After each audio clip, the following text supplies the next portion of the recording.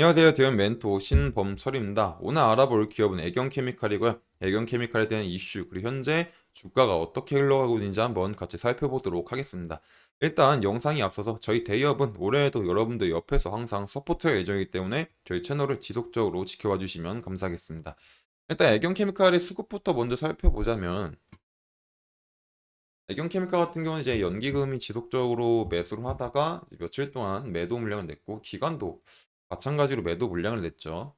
외국인이 조금 물량을 받아줬긴 했지만 이제 기관과 연기금이 매도를 조금 많이 하면서 지금 살짝 가격이 조금 눌리고 있는 중이다라는 겁니다. 하지만 애경케미칼은 주가가 눌리고 있음에도 불구하고 여전히 장기적으로 좋은 산업을 가지고 있다라는 거였죠. 그리고 그 산업으로 인해서 어떤 주가 상승에 대한 모멘텀도 이끌었었던 거고요. 그리고 그 중에 이제 하나가 TPC와 이런 SAF였죠. 다시 한 번만 간단하게 설명하자면 결국 이런 TPC는 아라미드를 만들 때 사용하는 거고, 이로 인해서 앞으로 커질 탄소 복합체 시장에서 수혜를 굉장히 받을 수 있다. 그리고 이제 TPC 같은 경우는 이제 국내에서 생산이 되지 않았기 때문에 전량 외국의 수입에 의존했었지만, 네, 애경케미칼이 국산화를 성공하고 이제 양산하려고 하고 있기 때문에 국내 기업이 굳이 수입에 의존하지 않고 애경케미칼에 의존하면 되다 보니까 이런 부분에서 매출에 대한 이득이 있을 수 있다라는 거죠. 그리고 SAF는 바이오 연료로서 일단 국내에서는 본회의만 통과되고 아직까지 시장에 유통이 되고 있는 상황은 아니지만, 미국의 이제 SAF에 따른 IRA 세액공제 가이던스가 발표가 됐고, 또 유럽 같은 경우, 일본 같은 경우 2025년, 2030년에 SF 사용 의무화를 통해서 앞으로 지속적으로 사용될 예정이고요. 또 이제 국내에서도 이런 HM 같은 대형 선박 회사가 이런 S바이오 중유를 써봤더니 탄소 감축에 굉장히 효과적이다라고 얘기를 했었죠. 그렇기 때문에 국내에서도 앞으로 해외에서도 이런 바이오에 대한 연료로 인해서 애경케미칼의 수혜를 볼 수 있다라는 점이죠. 하지만 이런 부분들은 조금 장기적으로 봐야 될 사업이기 때문에 그런 것들로 인해서 살짝 되돌림이 왔을 수도 있고, 또 하나는 이제 2차 전지가 있을 수도 있다라고 했죠. 2차 전지가 왜 엮일까라고 보게 되면은, 일단 기사를 한번 보시게 되면 LG엔소의 어닝쇼크 2차 전지가 와르르가 됐다라는 거죠. 이 기사 내용이 결국 2차 전지 셀메이커 LG 에너지 솔루션의 어닝쇼크로 관련 종목 주가가 이제 일제히 하락하고 있다. 그렇기 때문에 2차 전지 관련주 목표 주가를 줄줄이 낮추고 있다라는 점이죠. 그래서 이제 대장주인 LG 에너지 솔루션이 어닝쇼크를 기록하자 2차 전지 업종 전반에 투자 심리가 조금 얼어붙어서 이런 삼성 SDI, 뭐 에코프로빈, 에코프로 대부분 기업 주가가 약세를 보였다라는 얘기입니다.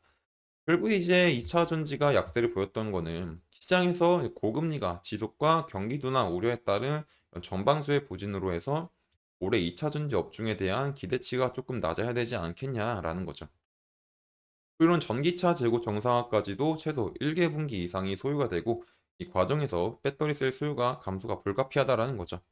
그러면 애경케미칼이 왜 2차 전지랑 엮일까라고 보게 되면은, 2차 전지 애경케미칼의 사업 분야를 보게 되면은 이런 TPC 양산과 하드카본이 있죠.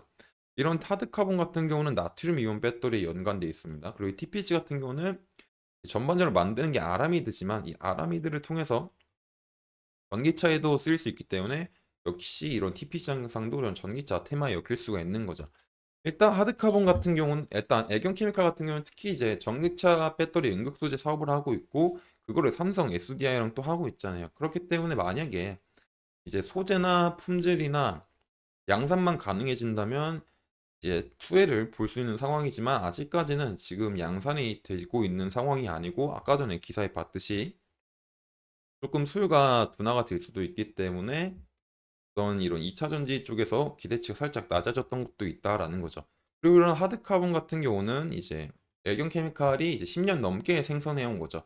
그래서 나트륨 배터리의 맞춤형으로 생성이 된 건데, 지금 뭐 전엔 시간에도 말을 했다만 나트륨이온 배터리가 지금 현재 에너지 밀도가 살짝 조금 높아져가지고 이제 LFP 배터리보다 살짝 조금 낮은 수치지만 아직까지는 개발돼야 될 부분이 조금 많죠. 일단 배터리 수명도 연장을 해야 되고 에너지 밀도도 높여야 되고, 그리고 이런 대규모 시장도 확보를 해야 되다 보니까, 그리고 아직까지 이제 시행에 대한 것도 이제 그렇게 크게 두알 나타낸 부분이 없다라는 거죠. 그렇기 때문에 라트륨이온 배터리는 어떻게 보면 사업 초반기이기 때문에 조금 지켜봐야 될 부분이다라는 겁니다. 하지만 이제 뭐 나트륨 이온 배터리가 아직까지 사업 초반이긴 하지만 이런 배터리 사업을 봤을 때 나라마다 이제 기업마다 뭐 차세대 배터리를 개발하고 있고 그거에 대해서 이런 배터리 종류도 굉장히 많죠. 하지만 그 중에서 어떤 게 제일 잘 나가고 상용화가 됐냐라고 했을 땐 아직 뚜렷한 반응은 없잖아요. 그리고 이게 어떻게 언제 결론이 될지 모르는 상황이고요. 특히 이제 20년도에는 NCM이 주목이 받고 LFP 배터리가 살짝 주목을 받지 못했고 오히려 왜 LFP를 개발하냐라고 했었죠. 하지만 지금 이런 배터리 시장에서 그나마 게임 체인저가 된 거는 LFP 배터리이기 때문에 충분히 이제 나트륨 이온 배터리도 이제 지속적으로 개발을 하게 되면은 이제 성장을 할 수 있는 분야가 존재하겠죠. 하지만 아직까지는 이런 부분에서는 시간이 조금 걸린다. 그리고 마찬가지로 이제 TPC 같은 경우도 이제 전기차와 관련이 돼 있는 거잖아요. 근데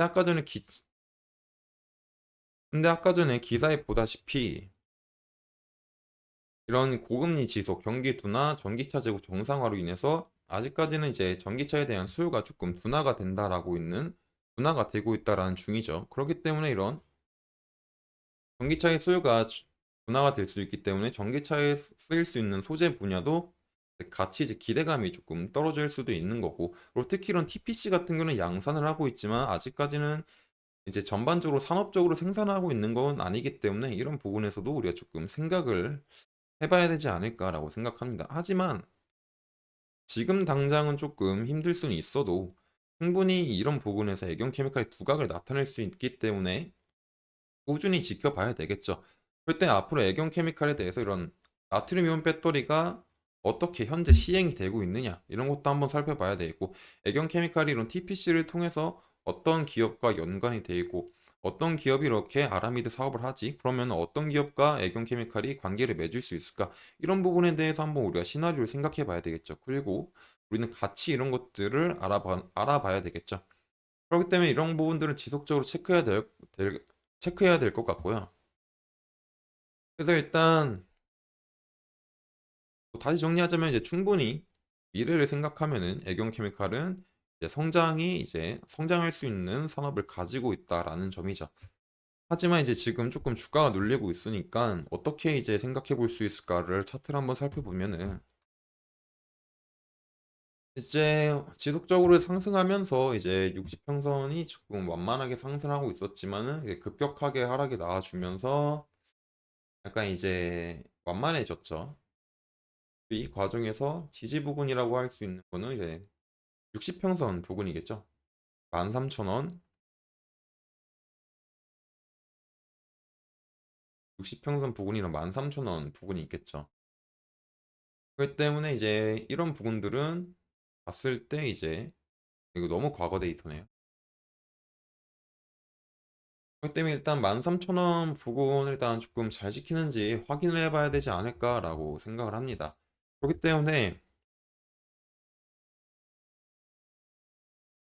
때문에 이제 지속적으로 이제 이런 부분에서 반등이 나올 흐름이 있는지 살펴봐야 되겠죠. 그래서 반등이 나오게 된다면 이제 다시 한번 이런 고점까지 갈 수 있는 일이 있을까? 그리고 이런 고점에서는 이제 매물대가 있다 보니까 여기서도 살짝 조금 눌릴 수는 있겠구나라고 생각해 볼 수 있을 것 같아요.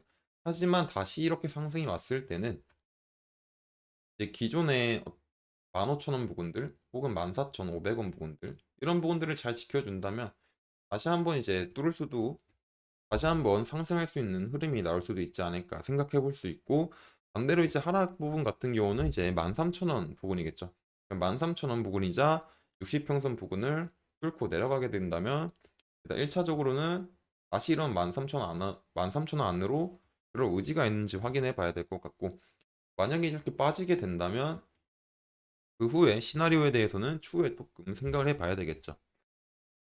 그렇기 때문에 지금 같은 경우는 지속적으로 주가를 체크해 보는 게 중요하지 않을까라고 생각을 합니다. 일단 주봉 같은 경우에서도 지난 시간 굉장히 전에 얘기했었던 것 같은데 하락을 하다가 상승이 왔으니까 이 반등이 왔는데 이거 진짜 반등인지 아닌지를 확인하기 위해서는 살짝 쉬어가도 괜찮지 않나라고도 얘기를 했었죠.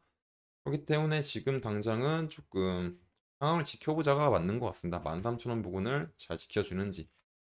그리고 이제 그 과정에서 정말 반등이 나올지 안 나올지를 봐야겠죠. 그렇기 때문에 애경케미칼은 주가를 지속적으로 확인해 봐야 될 것 같고, 또 이제 새로운 이슈가 있으면 또 이제 제가 지속적으로 확인을 해서 영상을 촬영할 테니까 애경케미칼에 관심 있으신 분들은 제 영상을 시청해 주시면 감사하겠습니다. 이상 대형 멘토 신범철이었습니다.